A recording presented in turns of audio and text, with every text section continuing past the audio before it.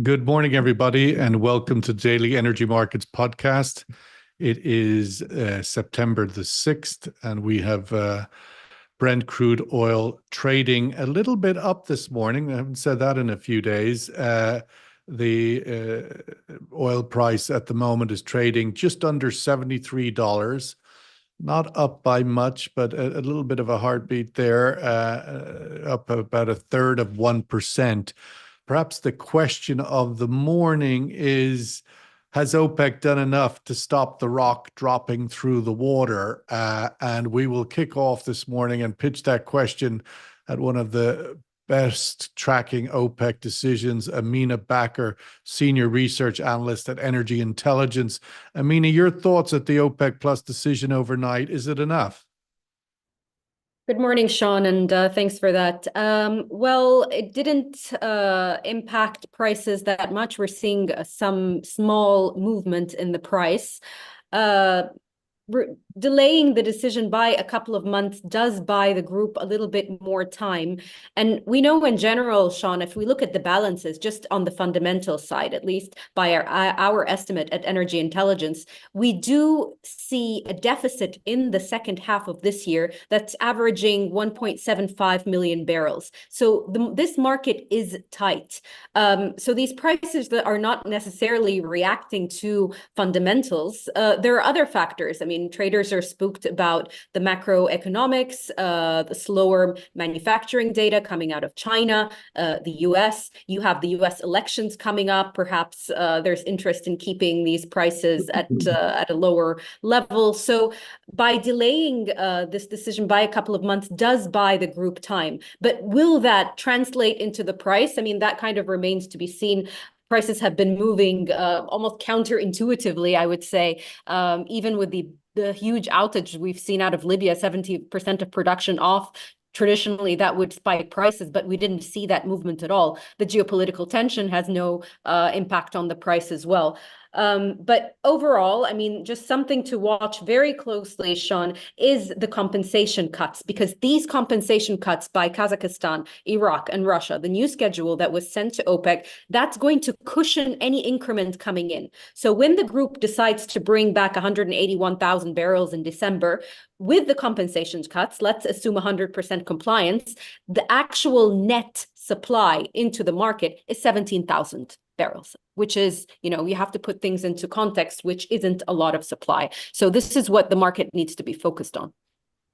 Daniel Rahmat, Senior Energy Security Consultant. It's 2 months, of course, takes us to the other side of the US elections. And at that point, we will know if Donald Trump is coming back to the White House and reimposing a very tight squeeze on Iran, and Iran, of course, enjoying a bit of a Prague Spring in terms of the amount of oil it is able to export, that it is exporting. Your thoughts on the outlook for Iranian oil exports to continue, or can they provide OPEC with some wiggle room? Your outlook for that? Hi, Sean. At the moment, Iran is exporting a healthy 1.6 million barrels per day, which, considering the amount of refined products, the total amount of liquids Iran exporting is about 2 million barrels per day. So the country, in terms of the volume of exports, not necessarily the volume of money it receives, is in a very good mood. Most of that is going to China, and some of them are being exported, especially the refined products, to the UAE, and through ship to ship or blending something is going to be exported to other countries. So at the moment, the situation is good, and Iran is planning to export more. Maybe 100 to 200,000 barrels will be added to this by the time when we will have the US elections. Yes, the US elections is going to be a very big deal to the Iranian ongoing level of exports. And I think if Donald Trump is elected, he would harden the sanctions on Iran, and there would be more difficulties for Iran to export oil. At the same time, China really matters.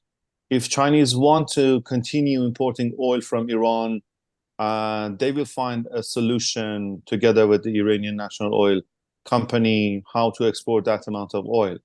So the equation between China and the US is a very important issue in this regards, whether Americans are going to push Chinese companies to import less, let's say to push the Chinese government to import less Iranian crude or not.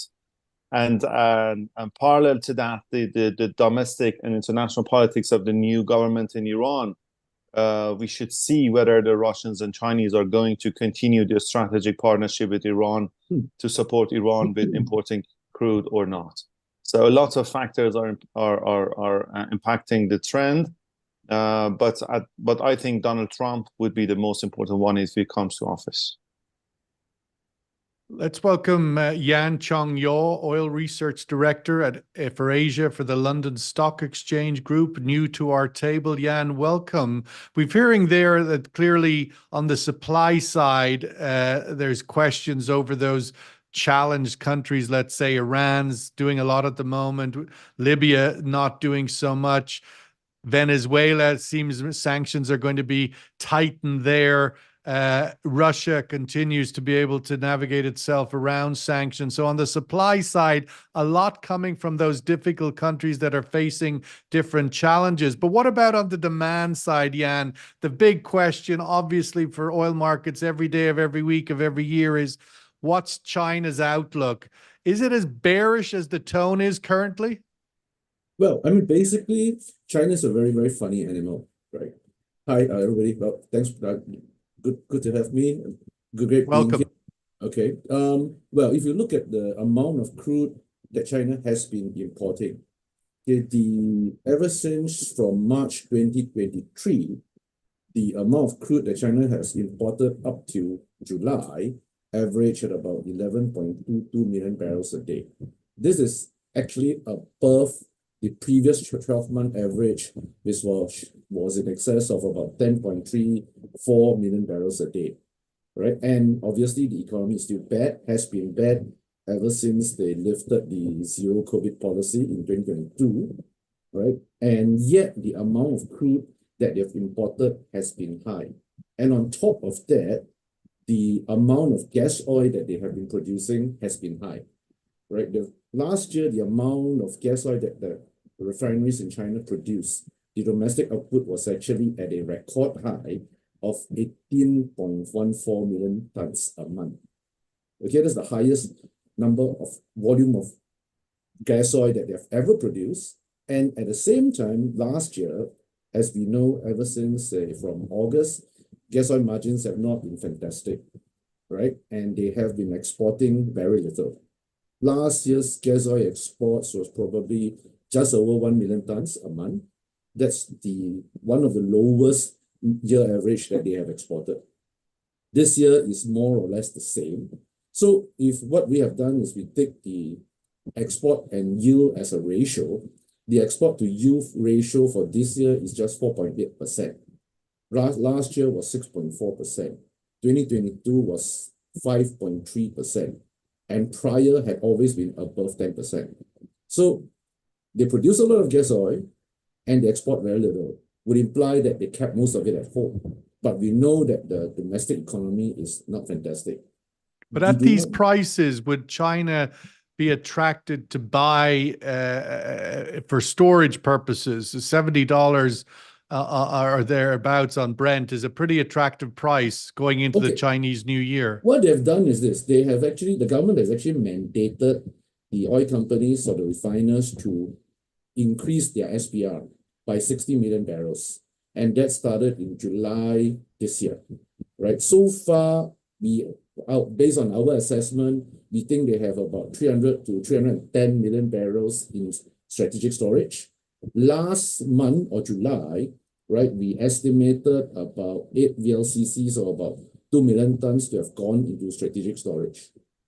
And we can see that the strategic storage locations such as Huizhou and Jinzhou, the amount of crude going in there has increased. Huizhou, for example, averaged since April at about 400,000 tons a month. Prior to April, it was less than 200,000 tons a month. Likewise, for Jinzhou now is sort of 150 to 200,000 tons a month. over the last 2 months, and before that was sort of roughly around 100,000 tons a month. So yes, they have, right? The question I would like to ask is why? Why is China doing this other than the fact that crude is cheap? Why are they buying more crude and storing it? Why were they making so much gas oil when domestic demand is not great and storing it? Right? So they're stockpiling. For whatever reason, they are stockpiling. Well, when we come back to you next time, you can maybe Yeah. tell us why. Amina, I wanted to get, I mean, one of the things I think we're all searching for as we come out of the summer is what is the North Star direction of the market? I mean, what are we looking at for that will say, oh yeah, that will give us direction. Obviously, we're seeing this dramatically drop. And if you want to go back to the early days of April when we were above $90 and we're down $20 from there. But in the last sort of coming out of summer, this is a sort of an extra level of decline. We've hit the year-to-date lows. What's OPEC looking at for its guidance? I mean, typically it's looked at inventories to be at 5-year averages. We're seeing inventories at low levels, at 1-year lows now, as reported by the EIA last week. What's their North Star other than price? Good question, Sean. I think there are a number of variables here, but mainly I think the wild card for this year has been demand and the lack of trust over this future demand. And I think it's the picture is muddied even more by these extreme forecasts that we're seeing from various agencies, whether the IEA predicting 1.1 million barrels a day of growth, and you have, on the other hand, OPEC's very bullish forecast of now 2.1. So all of this is, I mean, kind of not giving a clear picture of what's happening. And on the ground, I mean, if you talk to traders or bankers, whoever, I mean, there are still a lot of concerns over how demand will pan out. So yes, yeah, for sure. I mean, OPEC does look at stock levels, but as I mentioned before, I mean, the fundamentals in this market are not necessarily being reflected by the price. It's more, I feel it's more sentiment driven, and right now there's a lot of this negative sentiment in the market. Daniel, looking at one of the things that doesn't seem to be present at the moment, and that is a geopolitical risk premium. Premium, it looks maybe even deficit. I'm not sure how you would quantify it, but the energy oil markets do not seem to be anyway concerned by the sort of ongoing tragic events in Gaza, the burning tanker sitting in the Red Sea at the moment. We had a collision of two tankers collided in the Malacca Straits last month. The war in Europe. From a regional point of view, new Iranian president, what is the outlook for geopolitical tensions in the region and Iran's ability to keep this contained, to keep this neighborhood under a relatively settled place? Look, Sean, for decades, maybe since early 80s, Iran has considered the closure of the Strait of Hormuz as a sort of leverage to push the Western powers for stopping the support to Saddam Hussein in the war against Iran. And later, that became a sort of very important, actually a pillar of Iran's foreign policy, security policy, to make a deal with the West or somehow make a balance of power in the region. Iran tried to support its proxies in Yemen and elsewhere to in some way use this type of leverages for gaining political or geopolitical gains or achievements in the region. Sometimes Iran has somehow practiced this method by the Iranian proxies in Yemen or I don't know, maybe Iraq, targeted Aramco. The Houthis have several times targeted the oil facilities in Saudi Arabia. There were also attempts to close the Bab el-Mandab Strait in the Red Sea to threaten the oil and commodities flows. All these have at least once been experimented. And the world now knows, the markets know that there is no very significant or very serious possibility of the closure of a Strait of Hormuz or the absolute closure of Bab el-Mandab, or the alternatives are working in a way which have made sort of economic-wise sense to bypass the Red Sea and the Suez Canal. At the moment, the markets have considering all the fundamentals, all which Amanda said about the macroeconomics in the demand side. And so we know that the problem which Iran can make, or its proxies can make, geopolitical wise, to disrupt the energy flows, are not that serious that was thought before. So neither Iran nor its proxies have the will or courage to use such leverages as a sort of, let's say, kamikaze way to destroy yourself, to disrupt the markets. So I don't believe that we don't have any geopolitical or war premium in the market. And as long as I'm concerned, Iran is not going to use its all forces to disrupt the markets for any means, because that's the market Iran needs to survive it. So yeah, I agree with you. There is no war or risk premium like this in the market, and in the future, I think such premiums would be less frequent, and we will less experience such things, because markets at the moment they have already experienced the maximum kind of pressure those proxies or Iran can use. So yeah, I don't believe that we have premium in this regards, and there would be very little risk in the future. And similarly, you don't believe that Iran will be drawn into, I mean, many analysts would be reporting in recent weeks that the continuous provocation from Israel to try and gauge Iran into a face-off, that Iran will continue to resist that will not take the bait on that? As long as, Iran has some areas which considers I mean, them, the region is still sort of technically waiting for a reaction to the assassination of the Palestinian leader that took place over the summer in Tehran, and as of yet, there's been no notable response. Yeah, in some areas, Iran has very limited tools to use. Iran is not going to waste its assets, its military assets, to just regain its reputation or prestige. Sometimes Iran does something for honor or prestige, but sometimes very much hesitates. Retaliation for the assassination of Haniyeh in Tehran would be somehow reviving or rebuilding Iran's prestige or reputation between its proxies. But at the same time, Iran cannot 100 times shower Israel with missiles. You have 3, 4, 10 strategies for targeting Israeli soil. With every time you do such shower of missiles against Israel, you have disclosed one of your strategies. So Iran is not going to do that for 100 times. I believe that Iran very much hesitates entering an all-out war or such a big escalation of tensions with Israel, because the one who is at the moment on the corner is Tel Aviv, not Tehran.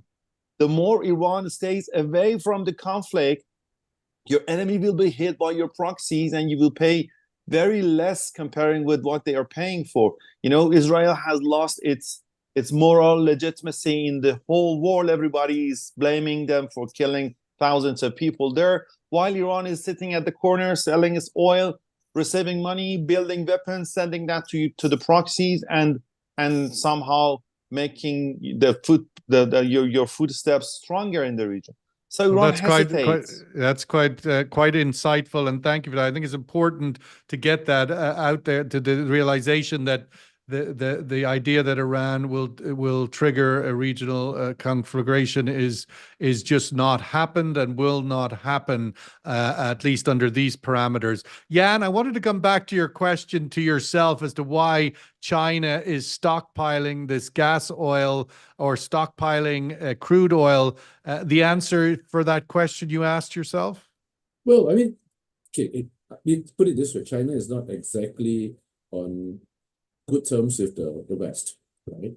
And I believe that they are afraid or worried that they could possibly come under sanctions for whatever reason, right? It could be economical, but I think if sanctions were to be imposed on China, right, then how would they guarantee their own energy security? Well, there's already sanctions, or not sanctions, but on BYD electric cars going into the US, they've put 100% tariff on. Well, I mean, that doesn't affect their own energy security. No, I mean, but it gives but, a signal, I suppose. Yeah, I guess if they're looking at it more from an oil perspective, if they're sanctioned, like right now, China is basically openly buying Russian oil, Iranian oil, and Venezuelan oil openly, right? And the restriction is basically on the ships, whether the ships carrying this oil can supply to China, right? China buys an average about 45 to 50 million tons a month, of which today Russia is the #1 supplier, right? Russia accounts for about 15–16% of the total oil into China. And they all mostly come directly into China, either that or via floating storages in Singapore, right? So if for the vessels that come directly to China, which is the most of them, the vessels would, I mean, they cannot be vessels that can go to Russia and pick up the oil, right? So these are part of the dark fleet, right? But if China were to get a blanket oil sanction, okay, I don't think they would find it difficult to buy crude because Russians will continue to supply them, the Iranians will happily supply them. I believe even the Saudis, the Emiratis, the major sellers will happily supply them. The problem is transportation.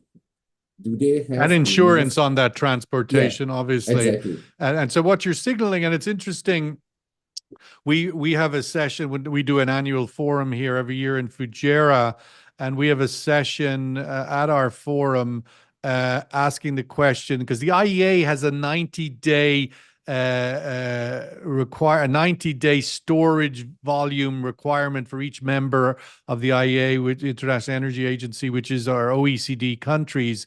And they have had for many decades now, that each member needs to hold 90 days of storage cover, imports, the 90 days of import cover. And the question that is starting to be asked, is that enough under these new geopolitical parameters that we're now living with? And you're saying that perhaps China has already made the decision that actually what was seen as an acceptable level of storage before may not be any longer, given the geopolitical elevated risks that we have now. And I think that's is a very good point and an interesting thing to think about. Let's go to the survey question this morning, and it sort of tackles the essential theme we started with. Will the OPEC Plus decision to postpone oil supply increases be enough to stop oil prices falling further? I haven't added the extra expectation. Is it enough to reverse oil prices and make them go higher? But is it simply enough?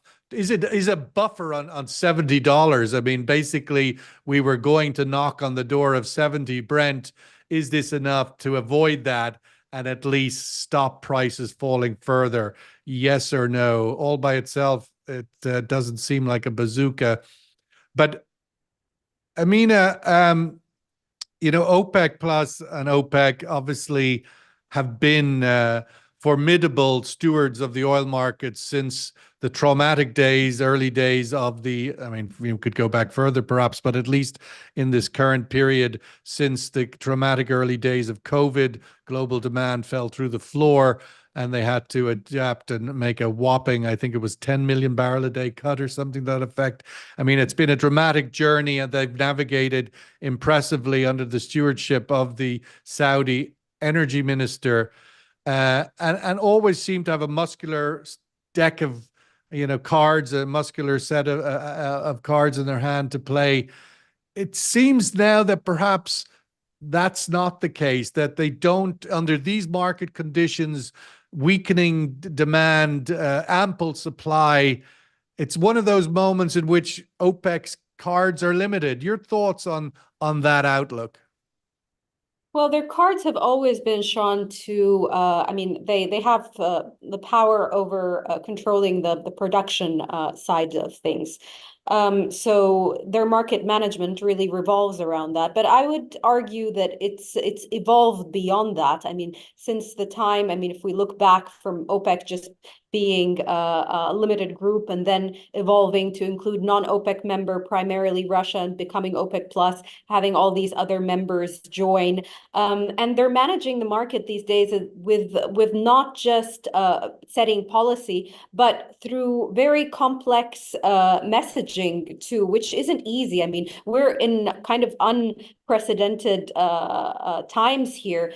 Since COVID, we've seen, I mean, as you mentioned, demand dropped drastically. We had never seen that before. Oil prices went to negative. We had never seen that before. Right now, we're in an environment where it's a very, very, very tricky market to manage. But I still believe that by them taking a very cautious approach, making sure that compliance stays high, mind you, having all these members and complying to a very high degree is very difficult. It isn't easy to guide all of these numbers. And are there any more? Are there any more of those catch-up cuts that people haven't made? You mentioned Iraq and Kazakhstan at the beginning.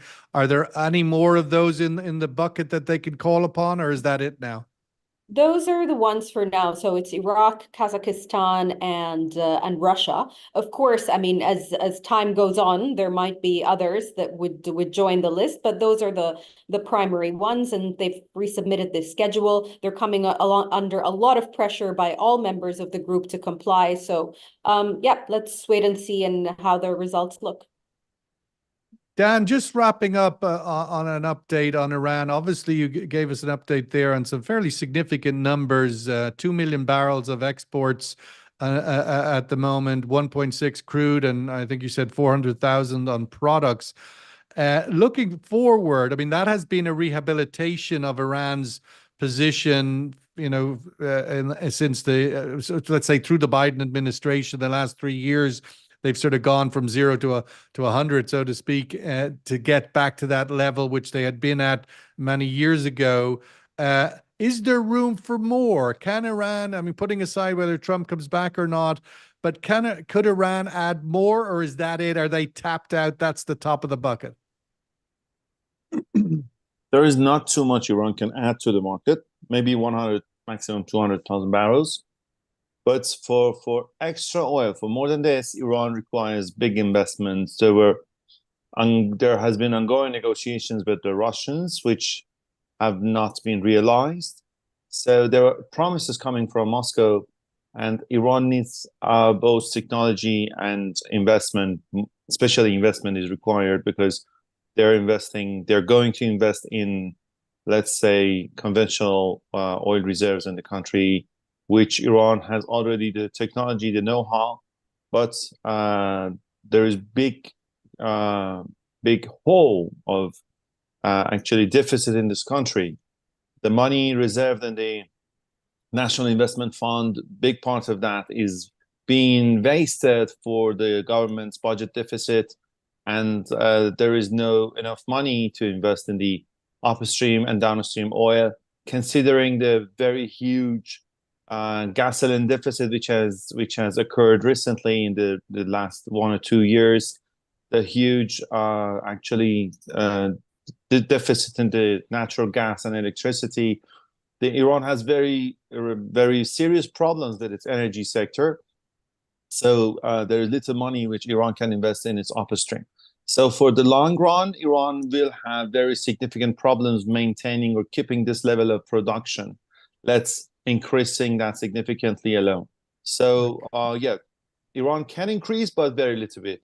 If Russians invest, the problem would be somehow I cannot say resolved, but somehow reduced. But the amount of Iran needs for its upstream and downstream sector, according to the Ministry of Petroleum, is more than $300 billion, which Iran will never be able to gain. Wow, that's a lot of money. I'm not sure the Russians have that kind of money lying around at the moment. They have 300 lying around in European banks that they can't get their hands on, but that's another story. Last word for Yancheng. Survey results says no, that this move by OPEC is not enough to stop oil prices falling further, 54%.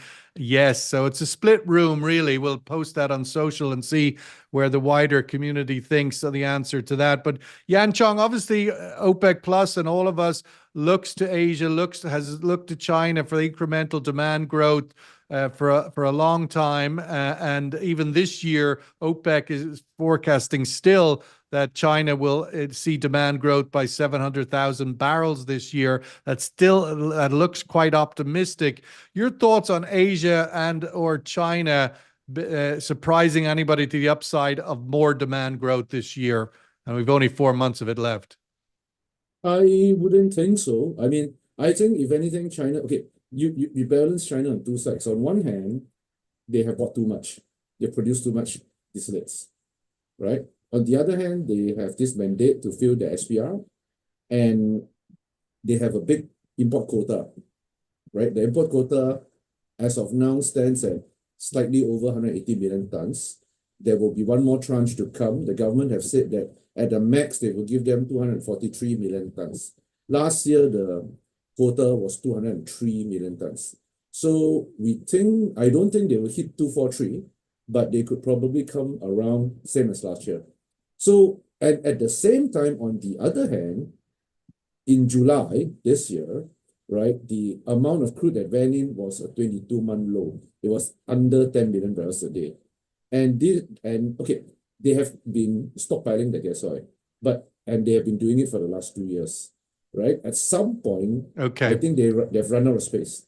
And I think they finally realized that they've run out of space. Produce the same amount of gas oil that they were producing before. Because let's put it this way. Maybe that's why they're producing the gas oil, because they've got to put the crude somewhere. And because they've run out of crude storage.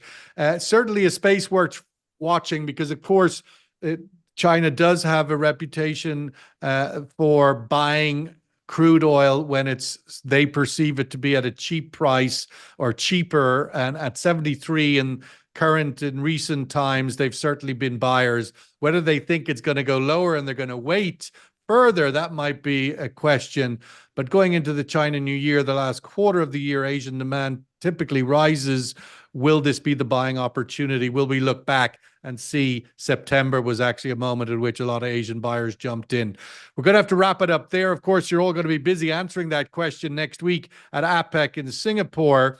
And until then, I'd like to thank our panelists for their time today. Of course, Amina Bakr, no one better at that OPEC tea leaving reading exercise, which is always so important to the markets. Amina, thank you. Nice to see you back.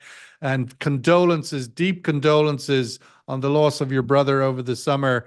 Very, very sad news, and best of luck with adapting to that. Daniel Ramat, as always, thank you so much for your insights. Yancheng Yaw, thank you for joining us. All the best, everybody. Thank you, and see you soon. Thank you. Bye-bye. Thank you. Condolences, Amina. Condolences. Thank you, Dan. Thank you, Daniel. Thank you. Thank you. Bye-bye.